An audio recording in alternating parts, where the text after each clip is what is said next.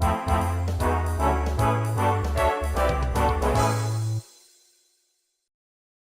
readers and digital people, and welcome to the Flatcap Recap.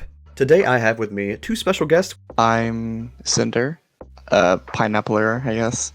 I am the creator of the What Is and Not ARG. I'm Peyton, or known as the Flower Maiden, and I'm just a player of the What Is and Not ARG, an obsessed player that loves it dearly with all their heart. Some reason. What do you mean?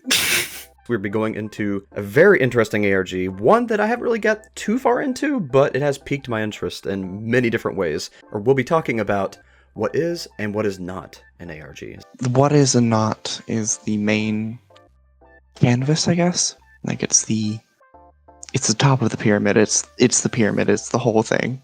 LHN, Lost Hope Need, is the trailhead. It's what started it all. Mr. Bliss is another. Ashes Ashamed, which is a recent one.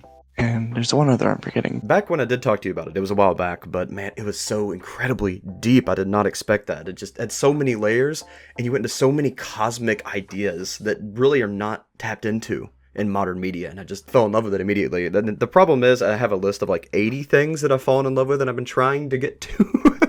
So it's definitely on there. I'm definitely still into it. The interest has not been lost. There's so many things, so many ARGs, and you can't really, or not just ARGs, but things in general that you are looking at, and you are putting this aside because it's quite big.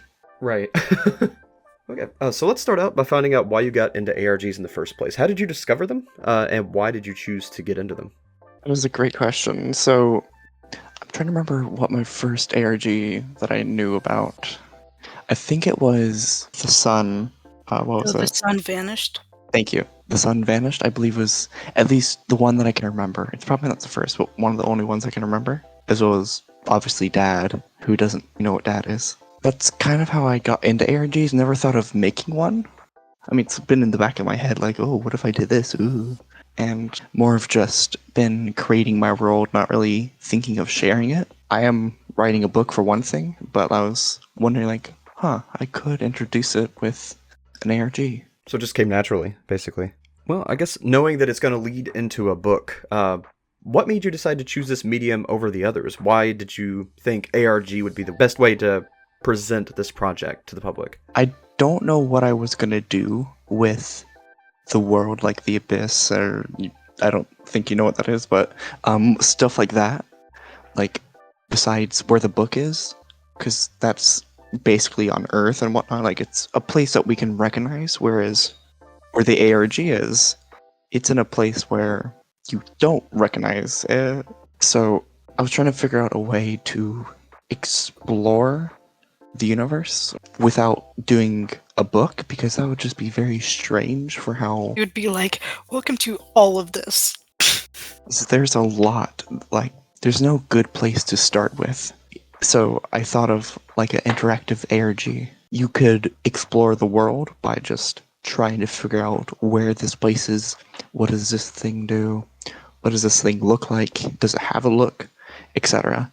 So they could walk through it almost. Instead of just throwing them into your world, you wanted them to grow with it and grow into it so they could understand it easier. That makes a lot of sense. I think you know about this, Peyton. I and me, Jaden, Alice, all of them, more or less, weren't a thing until I started making the ARG. Like the TVIOP, I think it's called. Mm-hmm. That was a thing. But besides that, no. I don't even think Megan was a person. Who is the pilot of the ship. Wow. So a lot of new elements were actually installed through the ARG. Yeah. So why the title then? Isn't it all an ARG, basically? It is, and it is not, and it is neither. Something when you're looking at this ARG for anyone, including you, obviously, but just anyone in general trying to look at it, you have to not think of the present. You can't think of where you are. There's a concept in science called like negative mass matter, which makes no sense.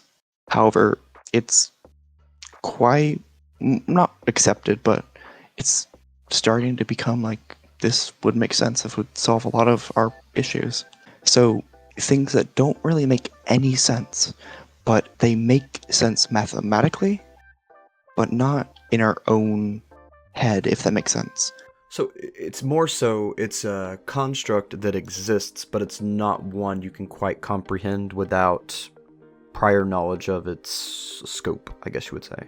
Yes. It's kind of like, do you know what antimatter is? It's a similar thing to that, except it's not like they touch each other and they go boom. It's more just one is and one is not. They're both a thing, quote unquote. Just one cannot be perceived, where one can only be perceived. So the title's actually showing the two sides, showing the opposing forces, so to speak. Mm-hmm. Yeah, it's just showing that we are in is, because that's what you use the word is to show something. Like, this is a lamp or something. I'm just looking at my lamp. Or to say not, like, these are not a thing. Like, these don't exist. But they do exist because you just talked about them. That's such an interesting concept. Again, you can't really think about where you are, if that makes sense. Because if we just think where we are, we're just looking at one side of it. Not play devil's advocate, but go on the other side of the wall to see the full picture. How did you stumble upon this concept? There are multiple things. Korra, I forget who mounted up as a philosopher. It's basically a third object, not object, a third form in a way. We have what is and is not, and then in the middle we have Korra. It's the in-between. The third, like yin and yang. Sort of the third kind. It's neither a thing, nor is it neither not a thing. It's the between. Yeah, the easiest way I can comprehend that is calling it potential energy, what could or could not be, or maybe delving a little bit into the realm of imagination, possibility. Yeah, actually, that's a good way to describe it. Is could be like the potential energy, whereas not could be like the kinetic, the Korra is the in-between. It's the state between the two, when you're moving from is to not, or not to is. Speaking more on the series as a whole, the concept and everything, of course, we already know what you're trying to accomplish with it now. You're wanting it to lead into this idea that will be the backbone for your universe, for your book, more or less. But anything else you're hoping to accomplish with the series? Maybe inspiring other creators, or just opening people's minds to these possibilities and these lesser comprehended subject matter? I think now, yes, but when I first started it, no, I was not thinking about that. I imagine, like, having it, because a lot of ARGs are set in stone, like, you follow this path, you don't see any other path, there's no other path, you have to follow this clue and whatnot, and that's okay. If you want to do that, alright, go for that. But I want to also show, like, you can have an entire ARG where it can end in 2 seconds if players just try to end it or something, even if it's not with your plan, just so you can have like a truly interactive ARG instead of just set in stone. So I guess in a way that the whole concept is kind of leading toward that, kind of a sense of, it would be kind of a sense of empowerment or encouragement to creators to go beyond the scope of what they're used to, in a way. Yeah. Go to the strange, go to what you don't understand, because that's how you learn. How did you stumble upon it, actually? I stumbled upon it because my twin actually recommended it to me. They were like, yo, check out this ARG, and I'll be like, yo, that's so cool. And then I kind of like didn't interact a bit, and then they interacted it a bit, and then they were like, you should totally join it. I'm like, okay, fine. And then I interacted like a whole lot, and I was like, this is so cool. And they kind of dipped out, but I was kind of like, yeah, no, this is my calling. What did you expect, actually, Peyton, coming into this? What did you expect this universe to be? Did you expect it to be probably an ARG on the deeper side? Did you expect the universe to be this deep? What was your expectations versus reality? I did not expect it to be this deep at all. I expected this to be a nice, happy, cheery, like, ooh, nice space adventure, not... That's funny. Let's go into the deepest abyss and talk to a creature with, like, several eyes and marks on their skin. And, Exclamation mark. Question mark. But Talk no, to a person called Question. talk to a person named Question, I, me, black and black, white, gray, all that stuff. I didn't expect any of that.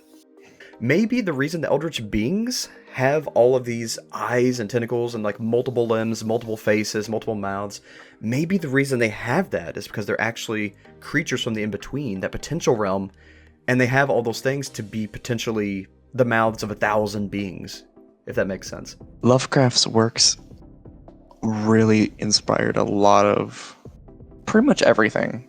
Like, unable to do anything, hopelessness, like fear and dread embodied into a form which makes no sense, or a thing that you only exist in its dream and you're powerless if it wakes up. Stuff that you can't do anything about, or you can't even know about, and it's just the reader knows about.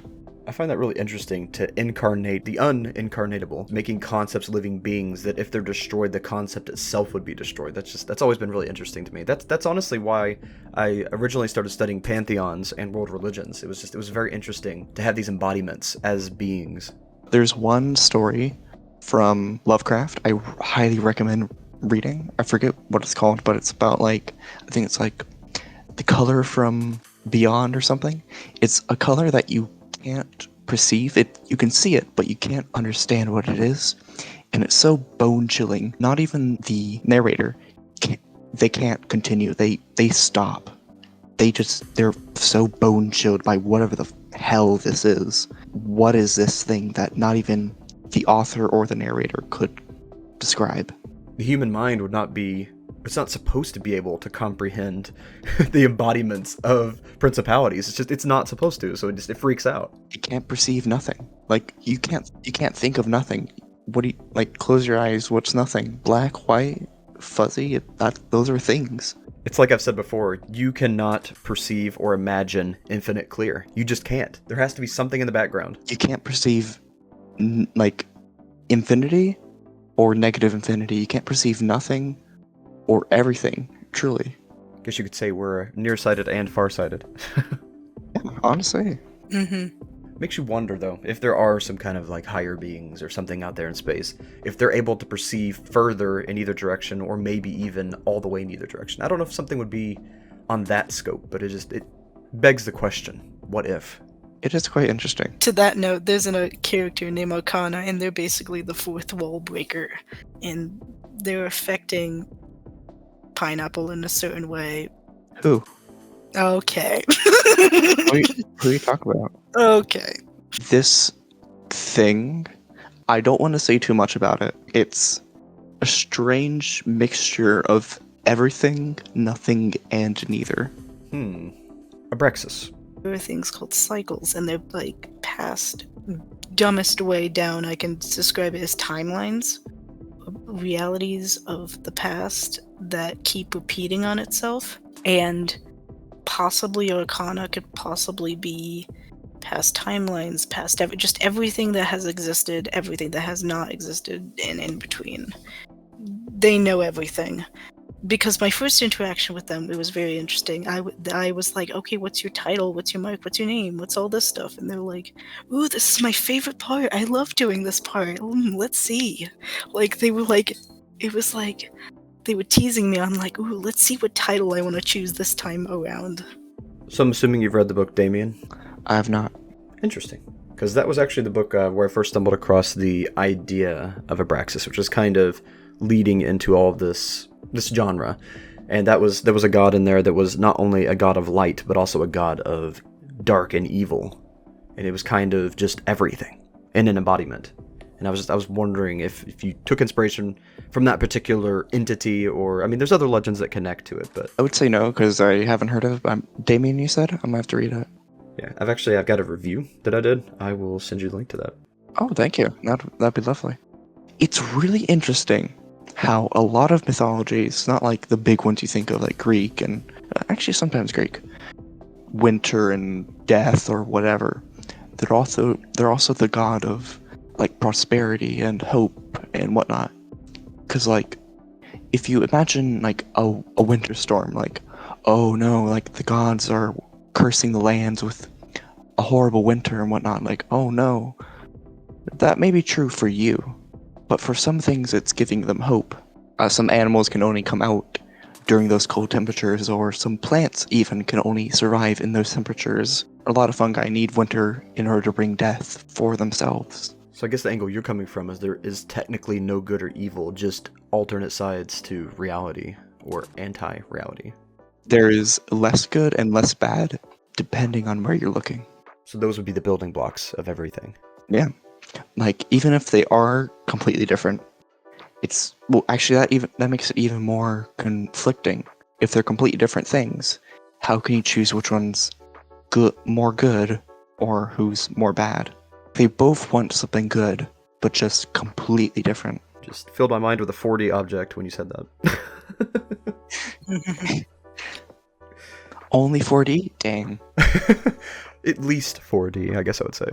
Think Some kind bigger. of shape that doesn't make sense. Bigger. Well, in order to go past 4D into 5D, we'd have to start transcending time and space. So what exactly would be the end goal of this ARG? To discover what the being is, to reach a certain understanding, to reach a certain place, to actually stop something, start something? What's the goal here? Without giving spoilers, what are we heading toward? There are things I want for my players to discover. Definitely, like, I want them to discover what this thing is. Like, what are they doing? Like, what is this? What is Shadow? What on earth are the stars? What on earth are the emperors? What is the expanse? In my perspective, my goal is to first stop the Summer Night, because that's just a giant entity where Yeah. it's like, if it awakens, everything dies. Reverse Azathoth. Basically. Get the Voidborns, or I would say humans, but some of them aren't human. Get them home. Figure out colors. What's that all about? Stop. Ringleader. I could go on and on. Thinking of this realm and this way of thinking is actually, I think it's made me understand Ouroboros truly. And the way I see it now is it's actually less like a snake and more like two things, like two arms outreached. And from one, the end is flowing outward, beginning, and flowing inward, ending, but it is actually end. It is nothing void. And then from the other arm, beginning is beginning, and beginning is also ending. In a cycle that's like, almost like a figure eight. I guess I'll pose a question to those of you listening. Are you interested yet? Has this piqued your interest? Because there's a lot here to be digested, and a lot of really interesting things that haven't even begun to be explored. So you all have got a freaking sandbox heyday waiting for you. If you do want to jump in, I would recommend there's a new part of the ARG that's not as confusing, or not meant to be as confusing, called Ashes Ashamed. It's on Reddit. It's in r/ARG. What would you like to say to fellow creators? It doesn't have to be someone in your exact field or in your exact genre or subgenre, but what would you say to fellow creators, maybe someone just starting an ARG? The best advice I can give, one that I should give to myself, very important, take your time. Not like, oh, I can do this, I can send this right now, I can do this, they're so close, I can send them a hint, or just slow down, let them figure out clues. That's what I really wish I did at the beginning. But no, it took Pineapple here, I think, about like 5 years to start the ARG. Whoa. Yeah, it was a lot of world building, I've heard. It was I'm more not surprised. It was more of just the world building, not the ARG I was making, because the ARG was more or less on the spot.